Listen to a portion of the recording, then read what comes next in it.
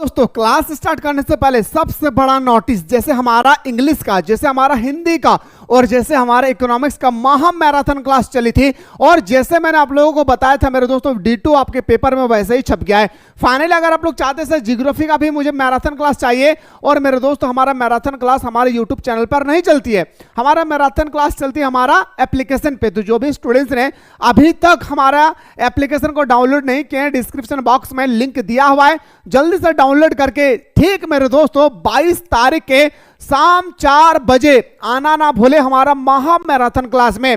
तो फाइनली मेरे भाई आज आपके सामने मोस्ट इंपॉर्टेंट क्वेश्चन लेकर आया हूं और इसके बाद आप लोग ज्यादा से ज्यादा फोकस करेंगे मैप सेक्शन पे। क्यों मेरे दोस्त? क्योंकि अगर मैप सेक्शन को अगर सही तरीके से अगर आप लोग कर लेते हैं तो यूं ही बिना लिखे 5 मार्क्स, हाँ बिना लिखे 5 मार्क्स। और ये बंदा गारंटी देता है कि जितना मैंने मैप सेक्शन में करवाया है बस ईमानदारी पूर्वक कर लेना, उससे बाहर पेपर में नहीं आएगी। ओके, दूसरी बात आप लोगों का ज्यादा फोकस करना है सब्जेक्टिव में, क्योंकि 80 मार्क्स का हमारा एग्जाम है लेकिन 30 मार्क्स का ही हमारा सिर्फ और सिर्फ ऑब्जेक्टिव आती है ना मेरे भाई, 50 मार्क्स का सिर्फ सब्जेक्टिव। तो हमें ज्यादा फोकस करना होगा किस पे? सब्जेक्टिव पे। इस चीज को याद करके रखना है। आइए सर, पहला क्वेश्चन आपके स्क्रीन पे है, निम्नलिखित में से कौन सा मानव भूगोल का उपागम नहीं है? क्वेश्चन को देखना है, समझना है, फिर जाकर उत्तर करना है। हाँ, देखना है, समझना है, फिर जाकर उत्तर करना है। तो हमारा याद रखना है जो हमारा मानव भूगोल का उपागम नहीं है वो कौन नहीं होगा सर? मात्रात्मक क्रांति। क्या हो जाएगा? मात्रात्मक क्रांति, यानी बोल सकता हूं सर ऑप्शन नंबर ए हमारा सही उत्तर हो जाएगा। अगला क्वेश्चन आपके स्क्रीन पर सर, निम्नलिखित में से किस महाद्वीप में जनसंख्या वृद्धि सर्वाधिक है? देखिए अब यहां पे क्वेश्चन बहुत सारा रोटेट करेगी। कैसे मेरे भाई? सुनिए, पूरा विश्व में कितना महादेश है? तो बताएंगे सर 7 कॉन्टिनेंट है। सबसे बड़ा देश जनसंख्या की दृष्टि से तो बताएंगे सर हमारा, याद रखना, एशिया। ओके, एशिया हमारा दुनिया का सबसे बड़ा महादेश है जहां पे 50 देश शामिल है भाई। ओके, दूसरी बात, सबसे छोटा मेरा पूछा जाएगा ऑस्ट्रेलिया महादेश, लेकिन जनसंख्या वृद्धि दर, दिन प्रतिदिन जनसंख्या का जो वृद्धि दर है वो आपसे पूछा जाएगा कहां पे होती है मेरे भाई? तो बताएंगे सर अफ्रीका में। याद रखना है कहां पे?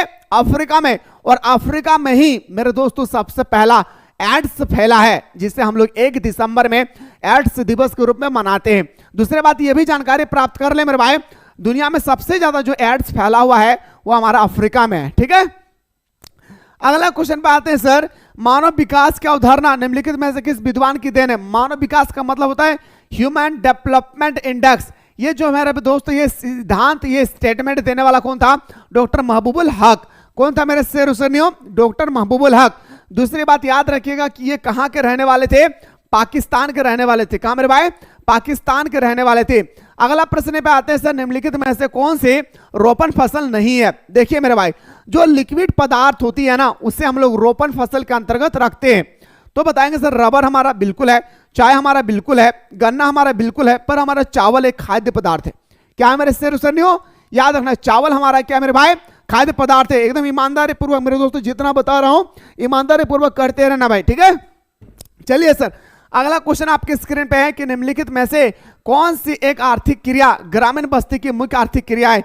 जैसे गांव की बात आती है ना मेरे भाई, तो प्राथमिक क्रिया आपको क्लिक करना है। अब प्राथमिक क्रियाकलाप के अंतर्गत, द्वितीय क्रियाकलाप के अंतर्गत, तृतीय क्रियाकलाप के अंतर्गत कौन कौन आते हैं यह चीज देखना बहुत जरूरी है। जैसे प्राथमिक क्रियाकलाप के अंतर्गत बात करें, जैसे लकड़ी काटना, खनन करना, मछली पालन, सुअर पालन और बकरी पालन, कृषि करना, खेती करना, खनन करना, ये सब सारा आता है हमारा कहां पे? प्राथमिक क्रियाकलाप में। द्वितीय क्रियाकलाप में कौन आता है? जैसे विनिर्माण करना, है ना। तृतीय क्रियाकलाप में आता है जैसे सेवाएं, बैंकिंग सेवा हो गया, इसके बाद हमारा परिवहन हो गए। याद रखना ये सब क्या आ गया मेरे भाई? तो बताएंगे हमारा तृतीय क्रियाकलाप में। ठीक है, भूलना नहीं है, सारा क्वेश्चन को ध्यान से देखना है, नहीं तो वीडियो को स्किप करते जाओगे ना तो उतना ही मार्क्स मिलेगी। याद रखना है, जितना आप कभी सोच नहीं सकते हैं कि हम इतना पढ़े हैं, इतना वीडियो देखें और इतना कम मार्क्स आ रही है। इसलिए सही ढंग से देखा कीजिए। एक्सप्लेन जरूरी नहीं कि ये क्वेश्चन आएगी, एक्सप्लेनेशन जो होती है ना उस पर ध्यान दीजिएगा। निम्नलिखित में से भारत के किस राज्य में जनसंख्या घनत्व सबसे न्यूनतम है? जनसंख्या घनत्व आपसे पूछ रहा है, सबसे कम है। अभी कौन से जनगणना के अनुसार सर? 2011 के जनगणना के अनुसार देखना है, क्योंकि हमारा अंतिम जनगणना 2011 में ही हुई थी। तो बताएंगे सर हमारा, याद रखना, अरुणाचल प्रदेश। कितना मेरे भाई, अगर आपसे पूछा जाएगा कितना, तो 1 किलोमीटर स्क्वायर एरिया में मात्र 17 व्यक्ति निवास करते हैं। कितना? 17 व्यक्ति निवास करते हैं। ठीक है, और सबसे ज्यादा पूछा जाएगा मेरे भाई तो बिहार बताना है, याद रखना है। कितना मेरे भाई? 1 किलोमीटर स्क्वायर एरिया में 1102 या 1106 व्यक्ति रहते हैं, इस चीज को याद रखना है। अगला है सर भूरा हीरा, यही क्वेश्चन पूछा गया था मेरे दोस्त, मैंने ये कम्युनिटी पोस्ट में भी डाला था कि भूरा हीरा किसे कहा जाता है। उस समय भी स्टूडेंट्स ने गलत बताया था मेरे दोस्तों। यहां पे कोई ऑप्शन नहीं होगा, इसका राइट आंसर होगा हमारा लिग्नाइट। भूरा हीरा के नाम से किसे जाना जाता है? लिग्नाइट। 90% स्टूडेंट्स ने यह क्वेश्चन का आंसर गलत करके आया था। Lignite is the right answer of question number 7, याद रखना है। नेक्स्ट क्वेश्चन पे आते हैं सर कि निम्नलिखित में से किस स्थान पर भारत का पहला परमाणु ऊर्जा स्टेशन स्थापित किया गया था? तो बताएंगे सर तारापुर में। पहला परमाणु ऊर्जा जो स्थापित किया गया था कहां मेरे शेरों शेरनियों? तो बताएंगे सर तारापुर में। कहां? मुस्कुरा के बोलना है, तारापुर। अगला क्वेश्चन पे आते हैं सर, ITTP निम्नलिखित में से किसका संदर्भ का वर्णित करता है? सीधा सीधा मतलब है ITTP का आपसे पूरा नाम पूछा गया। क्या मेरे भाई? याद रखना, ITT का पूरा नाम आपसे पूछा गया कि इसका फुल फॉर्म आखिर क्या होती है, बिल्कुल बताना है। समन्वित जनजातीय विकास कार्यक्रम, ये मैं इसलिए बता रहा हूं क्योंकि अभी आप लोगों का प्री बोर्ड का एग्जाम हुई थी, वहां पे ये क्वेश्चन पूछ लिया गया था। अगला है सर निम्नलिखित में से कौन सा देश कोयला का सबसे बड़ा उत्पादक है? याद रखना, भारत में पूछा जाएगा तो आंख बंद करके लगाना है। क्या मेरे भाई? झारखंड। लेकिन पूरा विश्व में सबसे ज्यादा कोयला का उत्पादन कहां होता है? चीन में, याद रखना है। ठीक है, चलिए सर अगला क्वेश्चन है सर, पर्वतों एवं ऊंचे पठारों पर किस प्रकार की बस्ती पाई जाती है? तो बताएंगे सर पर्वत और पठार में सिर्फ और सिर्फ सीढ़ी नुमा पाया जाता है। यस या नो? क्या पाया जाता है मेरे भाई? सीढ़ी नुमा पाए जाते हैं। मुस्कुराकर बोलेंगे मेरे भाई। अगला प्रश्न पे आते हैं सर कि भारत के किस राज्य में बांस ट्रिप सिंचाई प्रणाली प्रसिद्ध है? आपसे पूछा गया क्वेश्चन नंबर 12 में कि भारत के किस राज्य में बांस ट्रिप सिंचाई प्रणाली प्रसिद्ध है? तो बताएंगे सर ये हमारा कहां पे है? मेघालय में। कहां पे मेरे भाई? तो बताएंगे मुस्कुरा के सर मेघालय में। कहां? Meghalaya is the right answer हो जाएगा। अगला है सर किस महादेश में सबसे अधिक संख्या में अंतरराष्ट्रीय पर्यटक आते हैं? इन हमारा 7 कॉन्टिनेंट है भाई, यूरोप, उत्तरी अमेरिका, दक्षिणी अमेरिका, अफ्रीका, ऑस्ट्रेलिया, है या नहीं? एशिया, 7 महादेश है। तो सबसे ज्यादा कौन सा ऐसा महादेश है जहां पे सबसे ज्यादा लोग घूमने के लिए आते हैं? तो बताएंगे सर यूरोप में। कहां मेरे भाई? यूरोप।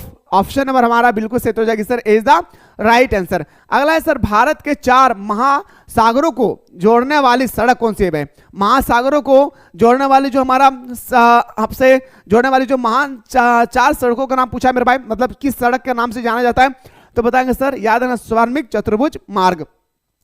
अगला प्रश्न में मैं लेकर आऊंगा मेरे भाई सब्जेक्टिव क्वेश्चन, लेकिन हाँ हमारा 22 तारीख को महा मैराथन क्लास होगी मेरे दोस्तों, याद रखना है, भूलना 22 या 23 तारीख को मैराथन क्लास होगी मेरे भाई, याद रखना है शाम के 4 बजे आना ना भूले मेरे भाई। मैराथन क्लास फ्री में देखना चाहते हैं ना, तो डिस्क्रिप्शन बॉक्स में दिया गया लिंक को जल्दी से प्ले स्टोर से डाउनलोड करना ना भूले। क्वेश्चन है लॉरेंस सार क्षेत्र प्रसिद्ध है भाई। लॉरेंस सार क्षेत्र जो है इसके लिए प्रसिद्ध है? कोयले के लिए। कहा मेरे भाई?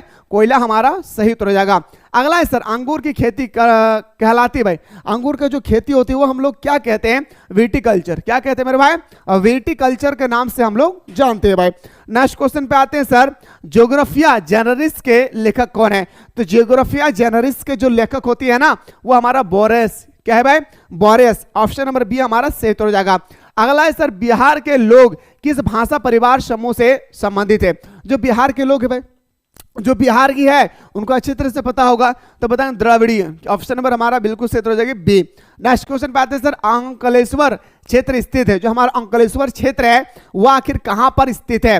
कौन सा राज्य में स्थित है? तो बताएंगे सर गुजरात। गुजरात की राजधानी कहां है? गांधीनगर, जो मेरे दोस्तों बिल्कुल समुद्री तट पर स्थित है, इस चीज को याद रखना है। अगला प्रश्न पे लेकर चलता हूं दादा रे, किस पंचवर्षीय योजना की अवधि 2007 से लेकर 2012 तक है? अंतिम पंचवर्षीय योजना ये 12वीं पंचवर्षीय योजना है, 2012 से लेकर 2017 तक। ये अगर 12वीं है तो ये हमारा 11वीं हो जाएगी। मतलब मैं बोल सकता हूं सर ऑप्शन नंबर हमारा सी हमारा राइट आंसर होगा। यस या नो? आप बोलेंगे सर हाँ सी इज द राइट आंसर। अगला है सर रावत भट्टा परमाणु ऊर्जा संयंत्र किस राज्य में स्थित है? रावत भट्टा परमाणु ऊर्जा संयंत्र जो है किस राज्य में स्थित है? तो बताएंगे सर राजस्थान में। राजस्थान की राजधानी कहां है मेरे भाई? तो बताएंगे सर याद रखना है जयपुर। लेकिन एक क्वेश्चन याद रखिएगा, वह कौन सा नदी है जो बहते बहते समाप्त हो जाती है? हाँ, एक नदी ऐसी है जो बहते बहते समाप्त हो जाती है और वह राजस्थान में ही बहती है, जिस नदी का नाम है लूनी नदी। क्या नाम है मेरे प्यारे? लूनी नदी, जो बहते बहते ही समाप्त हो जाती है। अगला प्रश्न पे आते हैं सर कि निम्नलिखित में से कौन सा एक रेशेदार फसल नहीं है? भाई आपसे यहां पे पूछा गया है कि कौन रेशेदार फसल नहीं है। ठीक है, अब मेरे दोस्तों ये मैं आप लोगों के लिए 22 जो हमारा क्वेश्चन है ये मैं कुछ समय के लिए आप लोगों को डाल देता भाई कमेंट सेक्शन में। देखता हूं कितना से स्टूडेंट्स है जो ये लिखकर हमें सेंड करता है कि सर आपने 22 नंबर का होमवर्क दिया था और इसका आंसर होगा ABCD, जो भी होगा। अगर आपका आंसर सही रहा तो आपको मैं स्टार का सिंबल लगा दूंगा, आपको मैं स्टार का सिंबल लगा दूंगा। इसका मतलब आपने सही उत्तर बताया। इस तरह से HW लिखना है, क्वेश्चन नंबर 22 देना है, ताकि हमारे टीम आपको चेक कर सके कि आपने होमवर्क को सही बनाया या गलत बनाया है। ठीक है, अगला क्वेश्चन, किस वर्ष विश्व की जनसंख्या 6 अरब हुई है? पूरे विश्व की जनसंख्या जो मेरे भाई पूछा गया 23 में कि कब 6 अरब हुई है? तो बताएंगे सर हमारा 1999 हमारा सही उत्तर हो जाएगा। अगला है सर कि निम्नलिखित में से एक उत्तरी पूर्वी भारत के दक्षिणतम राज्य है। दक्षिणतम राज्य कौन हो जाएगा? हमारा मणिपुर होगा। याद रखना है क्या हो जाएगी हमारा दक्षिणतम? याद रखना मेरे भाई क्या हो जाएगी? मणिपुर हमारा सही उत्तर हो जाएगी। अगला प्रश्न पे दौड़ते हैं सर। अगला क्वेश्चन है, कालाहारी मरुस्थल में कौन सी जनजाति निवास करती है? कालाहारी जो मरुस्थल है 25 पूछा गया है। कालाहारी मरुस्थल है मेरे भाई, तो कालाहारी मरुस्थल किस जनजाति निवास करती है मेरे भाई? बूसमैन। क्या बताएंगे सर? बूसमैन हमारा सही उत्तर हो जाएगा। अगला है सर कि 11वीं पंचवर्षीय योजना 2007 से लेकर 2012 हमारा सही उत्तर हो जाएगी। नेक्स्ट क्वेश्चन पे दौड़ते हैं सर। अगला है, बांस ट्रिप सिंचाई प्रणाली प्रसिद्ध है। बांस ट्रिप सिंचाई प्रणाली किसके लिए प्रसिद्ध है? तो बताएंगे सर मेघालय के लिए। किसके लिए प्रसिद्ध है मेरे भाई? तो बताएंगे सर मेघालय के लिए। और मेरे दोस्तों मैं एक महा मैराथन क्लास लेकर आ रहा हूं, याद रखना है 23 तारीख या 22 तारीख के ठीक शाम के 4 बजे। देखना चाहते हैं तो डिस्क्रिप्शन बॉक्स में जो लिंक दिया गया है उसको प्ले स्टोर से जल्दी से डाउनलोड कर लेना है। क्वेश्चन नंबर नेक्स्ट पे मूव करते हैं सर। नॉन निश्चयवाद के प्रवर्तक कौन है? 28 पूछा गया है, जो हमारा नॉन निश्चयवाद है इसका आखिर प्रवर्तक कौन है? ठीक है, तो बताएंगे सर हमारा ग्रिफिथ टेलर। ऑप्शन नंबर हमारा इज द राइट आंसर। अगला है सर कि राज्य गोंडवाना कोयला क्षेत्र के लिए प्रसिद्ध है। कौन सा राज्य जो है गोंडवाना कोयला क्षेत्र के लिए प्रसिद्ध है? तो वो राज्य का नाम है हमारा झारखंड में। झारखंड में कौन से जिला में सबसे ज्यादा कोयला पाया जाता है? धनबाद। धनबाद का कौन सा जगह? तो झरिया। याद रखना है, ठीक है। अगला क्वेश्चन पे आते हैं सर, निम्नलिखित में से कौन सबसे महत्वपूर्ण जूट उत्पादक क्षेत्र है? महत्वपूर्ण जूट उत्पादक का जो क्षेत्र होती है ना मेरे भाई, सबसे ज्यादा जो जूट का उत्पादक होती है ना वो होता है हमारा क्या? गंगा का डेल्टा। क्या होता है मेरे भाई? गंगा का डेल्टा, यानी हमारा राइट आंसर हो जाएगी सी इज द करेक्ट आंसर हो जाएगा। बात करता हूं सर अगला क्वेश्चन, मेगानगर किस जनसंख्या की कितनी होती है? मेगानगर की जो जनसंख्या है आखिर कितना होता है? तो मेगानगर की जो हमारा जनसंख्या होती है ना मेरे भाई, याद रखना है वो हमारा 50 लाख से क्या होता है? अधिक होता है। अगला प्रश्न है सर, फरीदाबाद किस राज्य में स्थित है? तो बताएंगे सर हरियाणा में। कहां पे? हरियाणा में। गेहूं की खेती के लिए आदर्श तापमान क्या है? एक बात थोड़ा सा सुन लीजिएगा, 5 मार्क्स अगर चाहते हैं 5 मार्क्स तो इस 2 बात को सुन लीजिए। गेहूं के भौगोलिक स्थिति, चाय के भौगोलिक स्थिति, कपास की भौगोलिक स्थिति, और इसके बाद मेरे दोस्तों जो हमारा चावल है, चावल के भौगोलिक स्थिति के बारे में ना एकदम विस्तार पूर्वक आप लोग पढ़ लेंगे। गेहूं, चावल, उसके बाद हमारा एक आता है कपास, एक आता है सर हमारा, याद रखना है, चावल, गेहूं, कपास, एक आता है सर हमारा चाय के बारे में एकदम अच्छी तरह से कंप्लीटली कर लेना है। अगर नहीं कर पाएंगे तो मैं करवाने के लिए तैयार हूं, अगर आप तैयार है तो कमेंट कर दीजिएगा। 5 मार्क्स मिलेगी। आपसे क्वेश्चन आएगा ऐसा कि चाय की भौगोलिक स्थिति के बारे में वर्णन करें, चावल की खेती के लिए भौगोलिक स्थिति के बारे में वर्णन करें। आप पैराग्राफ की तरह लिखते चले जाएंगे तो आपको मार्क्स नहीं मिलने वाला है। इसके लिए आपको स्टेप पे ध्यान देना होगा। स्टेप ज्यादा फोकस करता है इस चीज में, स्टेप। अगर इसका आप पूरे अच्छी तरह से लिखें और आपका स्टेप सही नहीं रहा तो आपको मार्क्स नहीं मिलेगा पूरा।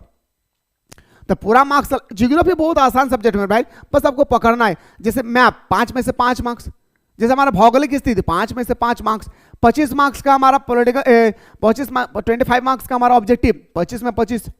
वेरी शॉर्ट कौन 7 में 7, एक एक मार्क्स का वेरी शॉर्ट क्वेश्चन आता है, 7 में 7 यूं ही ला सकते हैं मेरे भाई। बस आपको पैटर्न समझना होगा, पैटर्न समझना होगा कि आखिर किस पैटर्न से क्वेश्चन आ रही है। दूसरी बात कि किस बेस में हम लिखने से हमारा एग्जामिनर जो कॉपी चेक करेंगे वो पूरा इंप्रेस हो जाएंगे। समझ में आ रही है ना, इस चीज को ध्यान रखना है।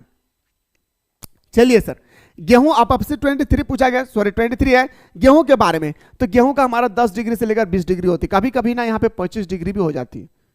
ठीक है, चलिए सर अगला क्वेश्चन है सर, सरदार सरोवर परियोजना किस नदी पर बना है? नर्मदा नदी पर बना है। नेक्स्ट क्वेश्चन पे आते हैं सर, बाबूबदन पहाड़ी कौन सा राज्य में स्थित है? बाबूबदन पहाड़ी हमारा कर्नाटक राज्य में स्थित है। कहां मेरे भाई? कर्नाटक राज्य में स्थित है हमारा कौन? बाबूबदन पहाड़ी। अगर आप लोग चाहते हैं कि सर हाँ इसी तरह से हमें सब्जेक्टिव क्वेश्चन भी इंपॉर्टेंट क्वेश्चन करवाइए, तो एक बार मेरे भाई आप लोग हमारे साथ जुड़े रहें, जितना ज्यादा हो सके आप लोग अपने दोस्तों को शेयर करें। महा मैराथन क्लास डिस्क्रिप्शन बॉक्स में लिंक दिया है, आना ना भूलें। फिलहाल बात करता हूं नेक्स्ट वीडियो में।